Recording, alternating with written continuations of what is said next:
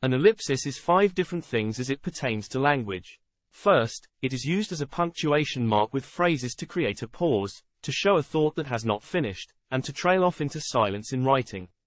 It is also used with the abbreviation, etc., in English, which means, and so on, to show that similar items follow in a group via writing. In the example on screen, a number of items is listed in the sentence, I expect bread, water, butter, etc.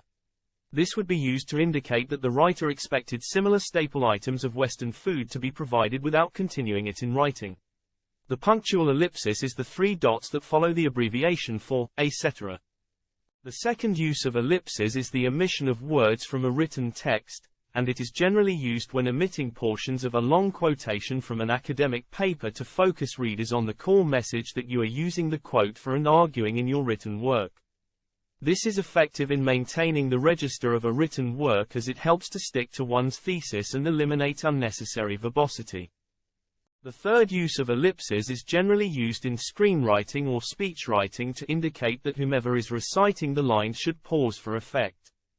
This is merely a suggestion by the author, similar to stage directions, as pauses during live performances, regardless of environment, are the choice of the speaker, and despite not having reliable statistics, it is probably correct to state that in live performances, whether they be in formal speeches or the theatre, unplanned ellipses are used for effect at the discretion of speakers and performers.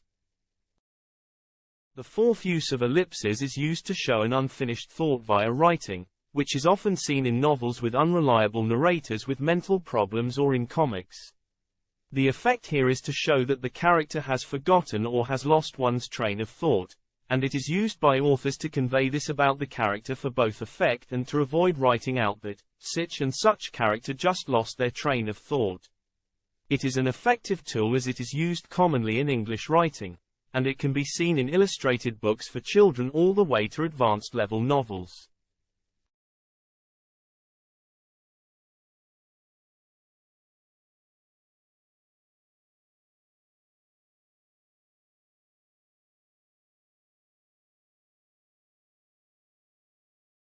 The fifth use of ellipses is similar to the fourth in that it is intended to have an effect on readers, but it differs in that it does not symbolize that a character has forgotten something. It can be used to communicate that narration will be continued or that what comes next is unknown. The former is typically used at the end of novels to show an uncompleted work or that the story will be continued at a later date by an author, or, like the latter, it can be used both at the end of a chapter or book series that has already been composed to create suspense and an element of mystery in the reader's mind because the forthcoming events in the narrative are unknown. This is effective in good narration in creating. There are actually a sixth and seventh use of ellipses that is generally categorized with the former, but in my opinion, they deserve separate use scenarios. The sixth is the hidden ellipsis in writing that is often used by intermediate to high-level writers of English and is not typically even known about. The example above shows the use of an ellipse that exists but is not punctuated.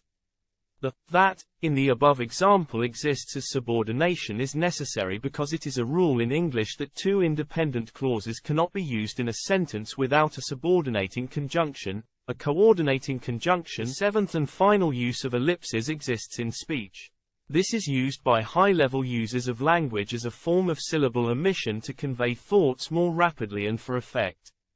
In the example above, and you would be a normal reply in everyday speech to the questions, how are you? Thanks for taking the time to stop by and discuss the use of ellipses with us. We hope that you got some tips from this presentation. And as always, there is a link in the description if you have further inquiries about the use of ellipses. Please like, share, and subscribe, and good luck.